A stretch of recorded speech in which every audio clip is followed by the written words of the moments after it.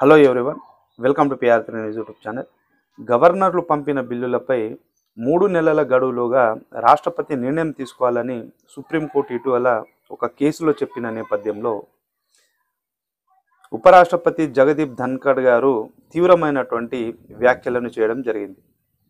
జడ్జీలు పార్లమెంటులో వ్యవహరిస్తారా, మనం ఎటు వెళ్తున్నాం, ప్రజాస్వామ్య శక్తులపై అణుక్షిపణులను ప్రయోగించరాదని చెప్పారు.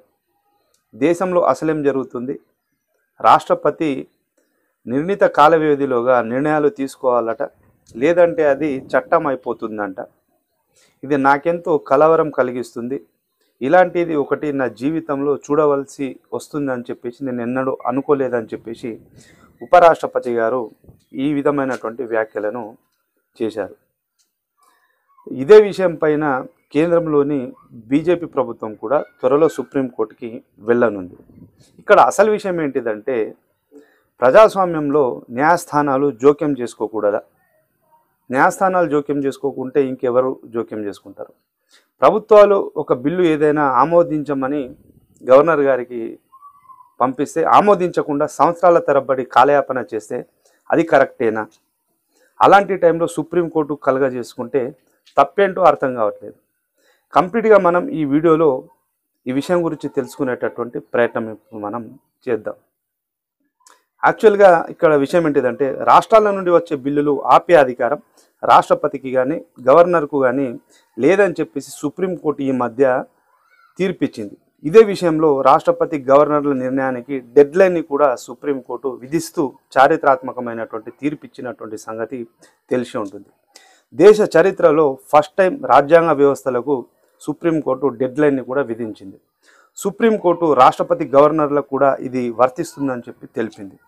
రాష్ట్రాల శాసనసభలు పంపే బిల్లులను గవర్నర్ కానీ రాష్ట్రపతి కానీ ఎక్కువ కాలం ఆపేందుకు వీలు లేదని 3 నెలల్లోగా నిర్ణయం తీసుకోవాల్సిందే అని చెప్పేసి అత్యున్నత న్యాయస్థానం ఈ మధ్య స్పష్టం చేసినటువంటి సంగతి తెలిసింది. అయితే ఇది తమిళనాడు అసెంబ్లీ ఆమోదించిన బిల్లులను గవర్నర్ తన దగ్గరే ఆపి ఉంచడం పైన స్టాలిన్ ప్రభుత్వం సుప్రీంకోర్టును ఆశ్రయించారు. ఈ కేసులో గవర్నర్లే కాదు రాష్ట్రపతికి సైతం డెడ్లైన్ విధిస్తూ సుప్రీంకోర్టు సంచలన తీర్పిచ్చింది. దీనిపైన ఇప్పుడు భిన్నాభిప్రాయాలు అనేవి వ్యక్తమవుతున్నాయి. అండ్ ఇదే సందర్భంలో ఉపరాష్ట్రపతి గారు సుప్రీంకోర్టు పైన న్యాయ వ్యవస్థ పైన ఈ విధమైనటువంటి అభిప్రాయాన్ని తెలియజేశారని చెప్పేసి మనమైతే భావించవచ్చు. సో ఇక్కడ సుప్రీంకోర్టు జోక్యం చేసుకుంటే తప్పేముంది? ఎందుకంటే ఇవి ఎక్కడ జరుగుతుంది? ఇప్పుడు తమిళనాడులో డిఎంకే ప్రభుత్వం ఉంది. అక్కడ బిల్లులను చాలా కాలంగా 10 బిల్లులను ఆపినట్టుగా అయితే తెలుస్తుంది. ఆ బిల్లులనే ఆపారు చాలా కాలంగా.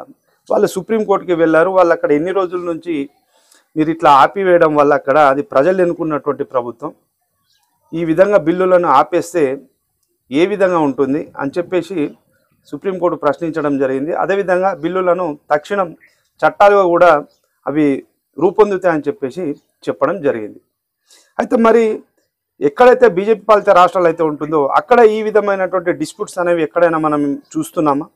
ఇప్పుడు మహారాష్ట్రలో కానీ, ఉత్తరప్రదేశ్లో కానీ, గుజరాత్లో కానీ ఎక్కడైనా సరే మీరు ఎక్కడైతే బీజేపీ రాష్ట్రం అయితే ఉంటుందో, బీజేపీ కేంద్రంలో బీజేపీ రాష్ట్రంలో బీజేపీ ఉన్న దగ్గర గవర్నర్కి అండ్ రాష్ట్ర ప్రభుత్వాలకి ఎటువంటి డిస్ప్యూట్స్ అనేవి ఉండవు.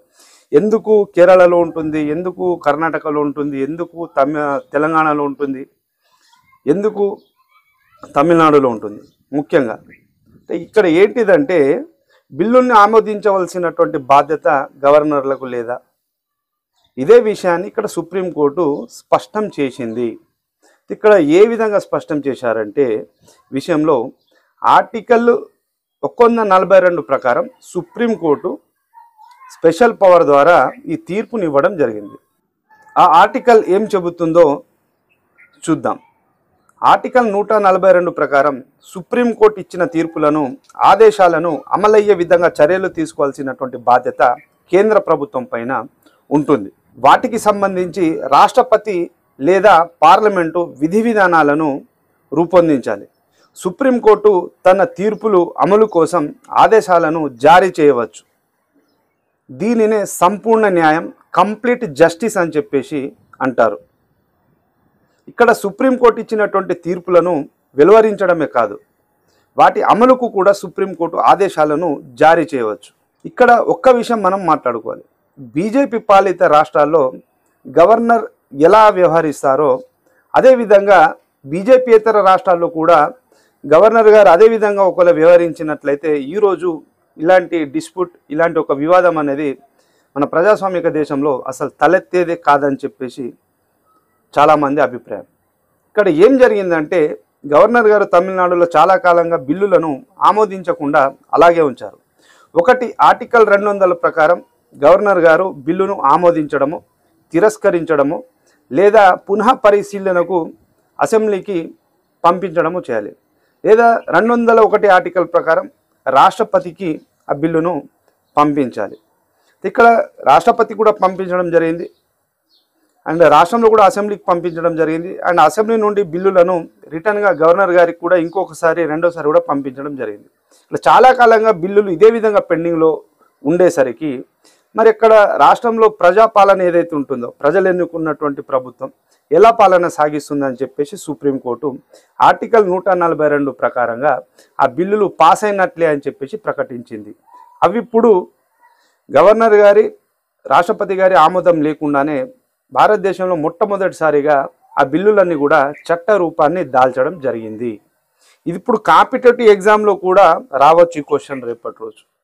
మొత్తానికి ఈ విధంగా అయితే ఉంది. మరి ఈ వ్యవహారం ఏదైతే ఉందో ఈ విధంగా అయితే ఉంది. సో మరి మీరు ఇంకా మన ఛానల్ని సబ్స్క్రైబ్ చేసుకున్నట్లయితే ఛానల్ని సబ్స్క్రైబ్ చేసుకోండి అండ్ ఈ విషయం పైన మీ అభిప్రాయాన్ని కింద కామెంట్ రూపంలో తెలియజేయండి. వీడియోని లైక్ చేసి షేర్ చేయండి. వీడియో చూసినందుకు ధన్యవాదాలు.